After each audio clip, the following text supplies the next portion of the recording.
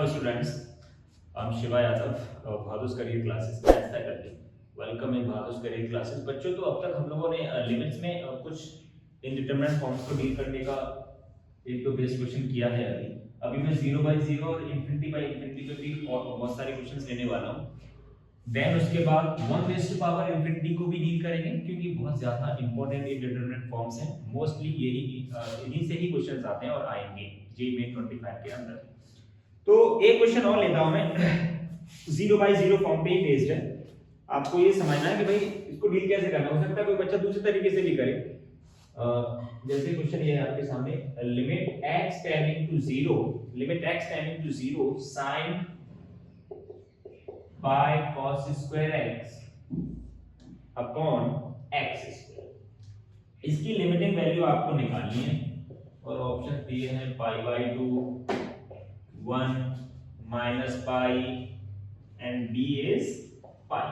ठीक है, JEE main का क्वेश्चन है, काफी आसान है, बहुत ज्यादा आसान है।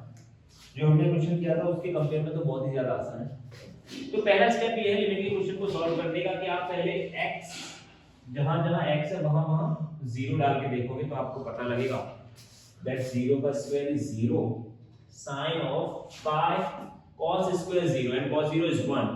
तो यहां बचा pi and what is sin pi? Sin pi is 0। तो 0/0 फॉर्म है ना।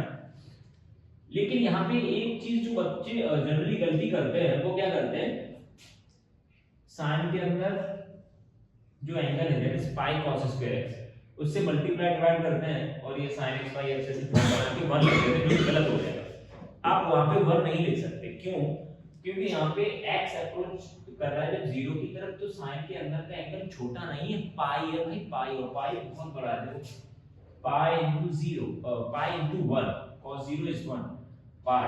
तो इसको आप वो वाली जो आइडेंटिटी आपको बताई थी लिमिटिंग वैल्यू में sin x upon x, वो तब एप्लीकेबल है जब एंगल बहुत छोटा हो। तो वो तो आप नहीं कर सकते। तो मैं क्या करता हूं, एक मेथड तो है ही डिफरेंशिएट करने वाला, है ना, लेकिन आपको 2 बार करना पड़ेगा। तो मैंने बोला ना कभी-कभी डिफरेंशिएट करते हैं ना जब थोड़ा लेंथी हो जाता है, तो मैं उस मेथड को अवॉइड करके आपको एक दूसरा मेथड बताता हूं। sin of pi, क्या cos square x को ऐसे भी लिख सकता मैं 1 minus sin square x, है ना। कुछ बेसिक ट्रिग्नोमेट्रिक आइडेंटिटीज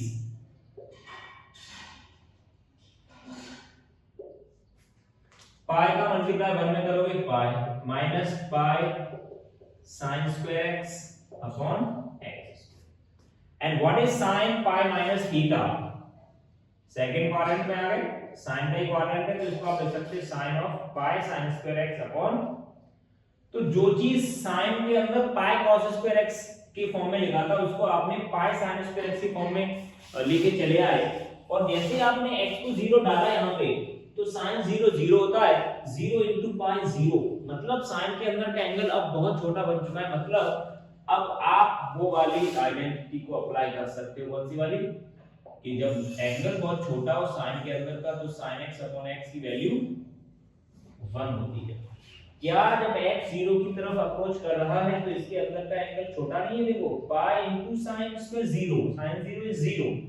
तो बस ये x समझो इसको, तो इसको क्रिएट कर लेता हूं मैं यहाँ पे pi sin square x, pi sin square x, ठीक है।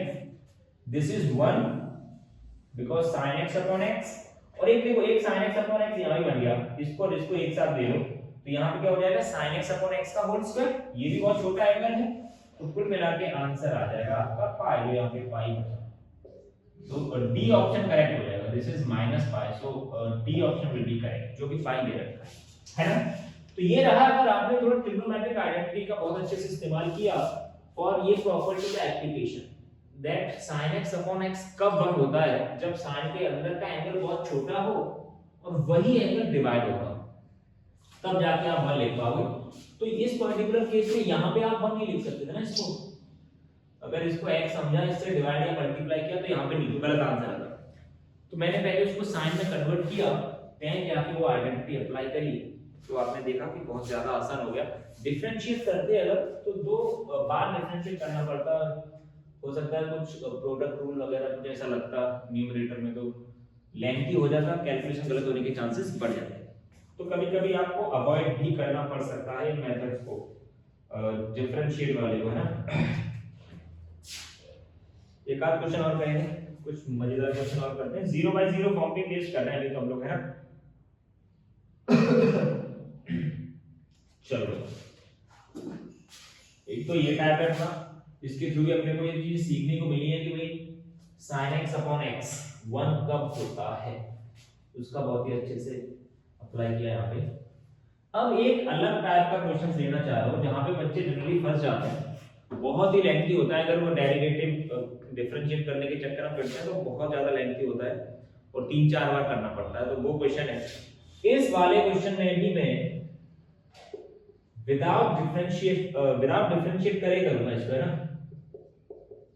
Limit x tending to pi by 2 cot x minus cos x upon pi minus 2x का होल क्यूब, इसकी आपको लिमिटिंग वैल्यू बतानी है इस एक्सप्रेशन की when x tending to pi by 2। This is 1/4, 1/24, 1/16 and b 1/8। ठीक है, ये भी क्वेश्चन है। तो बच्चों तो फर्स्ट स्टेप है लिमिटिंग क्वेश्चंस को सॉल्व करने का। आप पता करोगे कि क्या कोई इनडिटरमिनेट फॉर्म बन रही है कि नहीं। अगर बन रही है तो उसे रिमूव करके लिमिट को एग्जिस्ट कराओ। ऑप्शन से साफ साफ पता चल रहा है कि इसकी लिमिट एग्जिस्ट तो कर ही रही है, एक फाइनाइट वैल्यू की ऊपर आ रही है। तो जैसे ही आप x को π/2 रखोगे, जहां जहां x है वहां वहां π/2 रखोगे ना, तो आपको पता चलेगा नीचे भी 0 बन चुका है। देखो पाई माइनस 2 into π/2, 2 से 2 कैंसिल, पाई माइनस पाई मतलब 0 का क्यूब। और अगर न्यूमरेटर में अगर आप देखना चाहते हो what is cot 90, cot 90 is 0 and cos 90 is also 0, तो 0 minus 0 मतलब 0/0 फॉर्म तो बन चुकी है।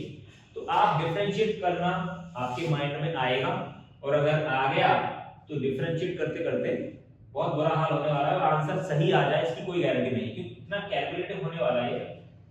3 बार तो शायद करना ही पड़ेगा, 3 या 4 बार। वो इनडिटरमिनेट फॉर्म बनती जाएगी तो काफी लेंथी होने वाला है। तो हम चाहेंगे इस मेथड को अवॉइड करना, हम लोग चाहेंगे। तो मैं इसका एक जुगाड़ बताता हूं, बहुत ही आसान है। यहां पे जो x कहां पे अप्रोच कर रहा है, π/2 की तरफ, है ना। नॉट एग्जैक्टली π/2, या तो π/2 थोड़ा बड़ा या फिर छोटा। जनरली अपने को जो लिमिटिंग ये जो वैल्यू है ना x की, वो 0 की तरफ अप्रोच कर रही होती है तो ज्यादा अच्छा लगता है ना, क्योंकि सारे रिजल्ट भी अपने को 0 की when x tending to 0 तभी रिजल्ट याद करें अपन ने, sin x upon x हुआ, या log 1 plus x upon x, या e raised to power x minus 1 upon x। तो यहाँ पे 0 क्रिएट करते हैं, उसके लिए मैंने क्या करा, x π/2 तो है नहीं, या तो π/2 से थोड़ा सा बड़ा है या फिर π/2 से थोड़ा छोटा है। तो मैंने मान लिया है कि जो x है एक्चुअली x π/2 plus h रहा होगा, π/2 से थोड़ा सा बड़ा, और h यहाँ पे पॉजिटिव कोई क्वांटिटी है, बहुत ही छोटी पॉजिटिव क्वांटिटी। तो x अगर π/2 plus h है, यहाँ पे आप π/2 plus h रखोगे तो π/2 से π/2 खत्म हो जाएगा, यहाँ पे लिमिटिंग वैल्यू हो जाएगी h tending to 0, h is approaching to 0। जहां जहां x है वहां वहां π/2 plus h रख दो। तो यहाँ पे what is cot π/2 plus h, cot 90 plus theta, second quadrant है, माइनस 10h हो गया।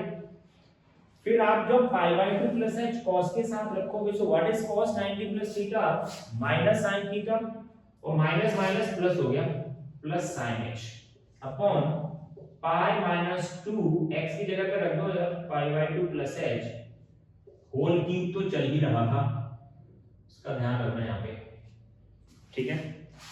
यहां तक मेरे ख्याल से बात क्लियर है। अगले स्टेप से क्या करते हैं, ये अच्छा काम किया हम लोगों ने कि लिमिट h टेंडिंग टू 0 पे आ गए π/2। तो यहाँ पे थोड़ा सा एक कन्वीनियंस आता है कि भाई हाँ अब यहाँ पे कर लिया जाएगा इस क्वेश्चन को। तो ऊपर देखते हैं क्या हो गया, sin h माइनस 10h, और सिंपलीफाई करना मत भूले भाई, मैथ्स के अंदर यहाँ पे जो ये अलग कॉम्प्लिकेटेड सा फंक्शन दिख रहा है, इसको थोड़ा सिंपलीफाई करते हैं। इस 2 को अंदर भेजता हूं, तो 2 जब अंदर गया 2 माइनस पाई और माइनस 2h, पाई से पाई खत्म, तो ये हो गया sin h minus 10h upon minus 2h का होल क्यूब हो गया minus 8h cube. Limit h tending to 0। ठीक है ना, वो तो चल ही रहा था। अब इसके बाद अगर ट्रिग्नोमेट्री आ रही है कहीं भी, उसको आप सिंपलीफाई करना चाहते हो तो कुछ भी समझ में ना आए तो साइन कॉस में चले जाओ। तो मैंने वही किया यहाँ पे, sin h minus tan h को लिखा sin h upon cos h upon minus 8h cube. ठीक है, और sin h कॉमन मिल रहा था तो मैंने कॉमन भी ले लिया। देखो यहाँ से limit h tending to 0 sin h common ले लिया।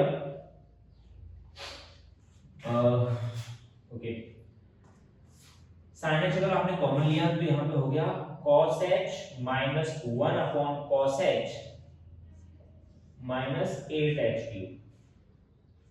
ठीक है, अब देखो अपनी वो वाली आइडेंटिटी एप्लीकेबल है यहाँ पे, sin h अपॉन h, एक h इससे ले लो तो sin h अपॉन h को 1 कर दो, मतलब यहाँ पे। और आप जानते हो जब h बहुत छोटा होता है तो cos h कहाँ पे अप्रोच करेगा, 1 की तरफ, बिकॉज़ cos 0 इज 1, तो इसकी टेंशन नहीं लेनी। तो ये सिंपलीफाई होने के बाद कुछ ऐसा दिखेगा माइनस 8h स्क्वायर, क्योंकि एक h आपने sin h अपॉन h में खर्च कर दी, sin h अपॉन h 1 हो गया है, तो यहाँ पे बचा 2h। And what is cos h minus 1, इसको लिख सकते हो आप minus 2 sin square h by 2। ये आइडेंटिटी आपको याद रखनी पड़ेगी भाई, half angle formula, cos x की value 2 cos square x by 2 minus 1 होता है, और इसकी value 1 minus 2 sin square x by 2। अब इनमें से कौन सी वाली अप्लाई करोगे आप वो वाली आइडेंटिटी अप्लाई करोगे जिसमें ये 1 खत्म हो जाए, तो मेरे ख्याल से 1 minus 2 sin square x by 2 apply करना चाहिए। माइनस से माइनस खत्म, 2 से ये 4 है ना।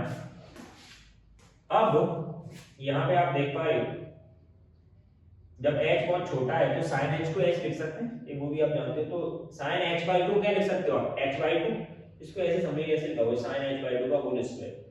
तो यहाँ पे बेसिकली ये हो गया h square by 4, h by 2 का होल स्क्वायर, और नीचे तो चल रहा था 4h स्क्वायर, h स्क्वायर से h स्क्वायर गायब, सो आंसर इज 1/16। ये बहुत ही मजेदार क्वेश्चन है, बच्चे जनरली डेरिवेटिव के चक्कर में फंस जाते हैं, फिर आंसर उनका आता नहीं है। तो उसको अगर अवॉइड करना चाहते हो तो ये सब्स्टिट्यूशन आपको करना ही पड़ेगा, x is equal to pi by 2 plus h, because whenever x tends to pi by 2 इसका मतलब है x pi by 2 तो है नहीं, pi by 2 से थोड़ा बड़ा या छोटा है, तो मैंने अज्यूम कर लिया कि भाई pi by 2 से कुछ बड़ा है। व्हाट इज जो बड़ा है वो है क्या, दैट इज h, जो कि पॉजिटिव क्वांटिटी मैंने मानी है। तो पूरा h में क्रिएट कर लिया, फिर आप देख पाओगे कि इसको समझना, सोचना, लिखना बहुत ज्यादा आसान हो जाएगा when limit h tending to 0, है ना। तो ये एक अप्रोच भी आप अपने माइंड में रख सकते हो कि जब भी 0/0 या फिर इंफिनिटी फॉर्म बन रही है, नो डाउट डिफरेंशिएट करना आपके माइंड में आएगा, बट कभी-कभी ये बहुत ज्यादा दुखदायी हो जाता है। डिफरेंशिएशन बढ़ता ही जाएगा, सिंपलीफाई करना थोड़ा मुश्किल होगा, टाइम कंज्यूम तो होगा ही, साथ साथ गारंटी नहीं है कि सही आंसर आ जाए, कैलकुलेशन मिस्टेक, कैलकुलेशन में एरर होने के चांसेस बहुत ज्यादा हो जाएंगे। तो इस तरीके से ये क्वेश्चंस को हम कर सकते हैं 0/0 एंड इंफिनिटी। अब हम लोग नेक्स्ट जो indeterminate form, one of the most important form है, जी की फेवरेट फॉर्म, ये तो मतलब है ही सही, साथ ही साथ 1 रेज़ टू पावर इंफिनिटी भी बहुत ज्यादा ही इंपॉर्टेंट है। इसको भी डील करने का हम लोग मेथड सीखेंगे और उस पे बेस्ड बहुत सारे क्वेश्चंस करेंगे, है ना। तो बने रहें, वीडियोस देखते रहें और एक बार कोशिश जरूर करें इन क्वेश्चंस को खुद से करने के लिए, है ना।